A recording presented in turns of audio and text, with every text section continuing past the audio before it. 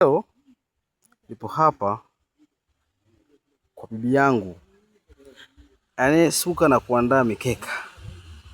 Kwanza hii ni miaa, na hii ndio ukiona ni kama ni ya kawaida, lakini hii ndio inayozalisha mikeka.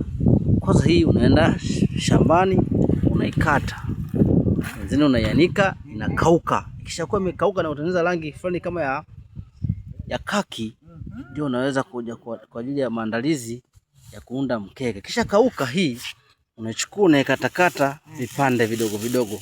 Ndio. Na kwa kitu kama hichi hapa. Kwa kitu kama hichi hapa iko tayari kwa ajili ya kusuka. Ndio unakuja hapa sasa. Ndio sasa inasukwa. Hapa ndio bibi yangu anaanza.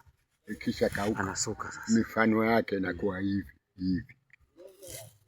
Yaani hapo ndio inatengenezwa nani yake ya kuunda nini? Ya kushuka. Yaani hapo inatengenezwa chane zake za kusukia mtandao wake. Umekuta hivi. Alafu inawekwa hii. Yaani ndio inashakuwa tayari. Hapa sasa hapa ndio bibi yangu anasuka.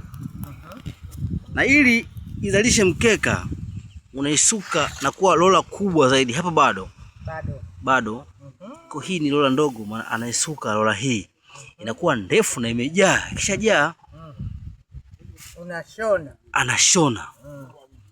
Ikishashona imetimia sasa, imeshashona vizuri, imejaa. So hapo bado tumembuta ina process ya kuandaa mkeka mwingine.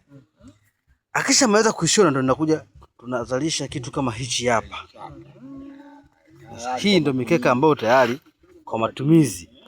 Na kuhusu hizi rangi ni hii miaa anaipika kwa rangi ya asili. Rangi ya asili inapikwa na ndio inakuwa ni rangi yake special, na inakuwa hivi. Kwa hiyo hili amedesign, amechanganya kaki na rangi ambayo pia ni rangi ya asili. Kwa hapa ni mkeka ambao upo tayari kwa ajili ya matumizi.